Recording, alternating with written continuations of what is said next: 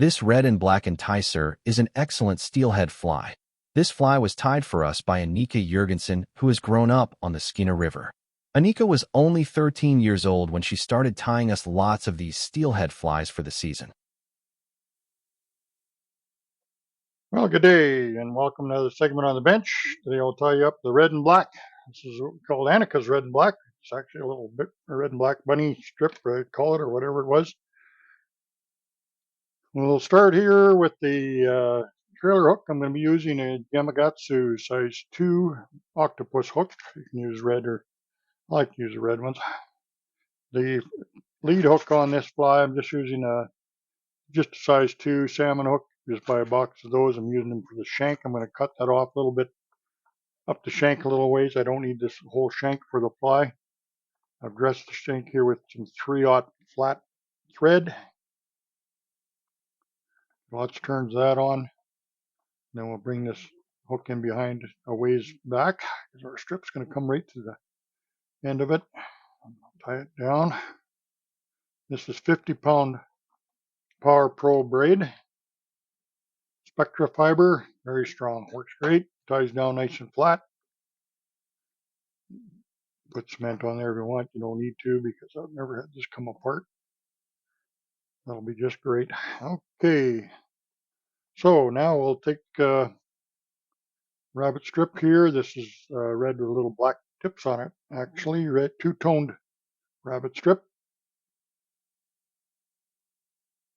Before I do that, I need the under. I like to cover the hide on it a little bit, so I'm going to grab some red and black angel hair. Make nice light dubbing or flash. Tie that back.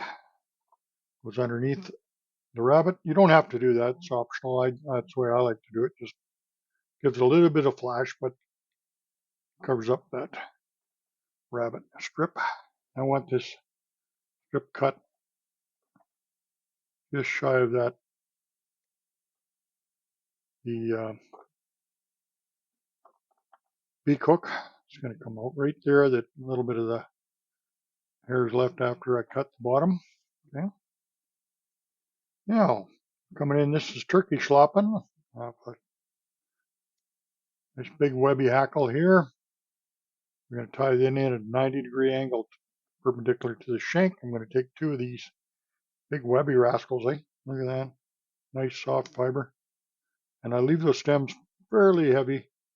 That also helps flare the hackle out, so it breathes a lot better. So we'll come and make sure that we preen this back as we go along and fold it. Keep folding it back. Sure you don't drop nothing down. 2, you can do 1 at a time, but 2 is good.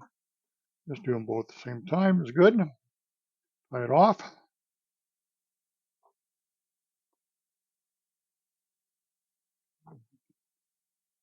Okay, that's really going to swim nice. Now I need some red flopping ahead of that. Fairly stiff stem on that. I like to tie with that heavy stem. I come in and just latch it at a 90-degree on the side of the hook. See that? That's how I want them. They flare very nice.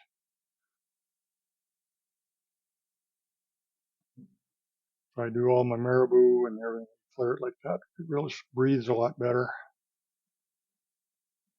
I'll take a few turns of the red, keep flaring that back.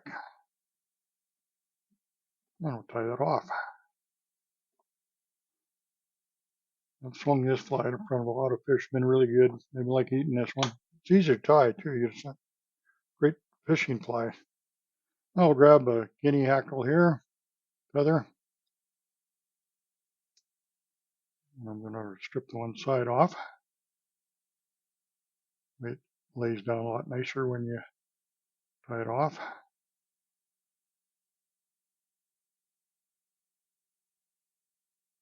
There we go. Get that in there.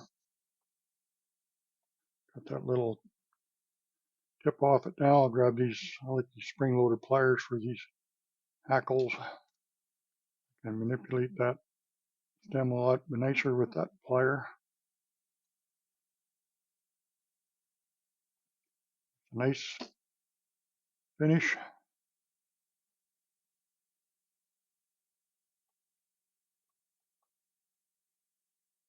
Put that butt off. And we'll just come over the top here and we'll start your head wrap back. You want a nice long head on that because that way you can riffle hitch it if you want to do that, which I would recommend sometimes. Get it to follow your leader perfectly. Get it swimming on sideways in the current, quite important. You can use the improved trail knot too. Look that up. Get some solar res bone dry on here for my finish. Grab my torch. You got yourself a really nice steelhead fly here, the red and black. Great fly. Check this out, little Anika Juergensen. When she started tying flies, she was tying this bug in about the first year she started tying flies and was selling them to us up there in Skeena, up on the big river. Yeah, she did a good job. So still remember that. Some good memories. So you don't have to be fishing or tying a long time to get the job done. As long as you're dedicated, it's easy to learn. So make sure you cut the bottom hook off. Now I'm going to cut that off way up the top here with some big heavy nippers, okay? You can only fish in British Columbia. You can only fish one fly. So check your regulations. You don't want to be caught with two hooks on there. It'd be a bad day if you do get caught.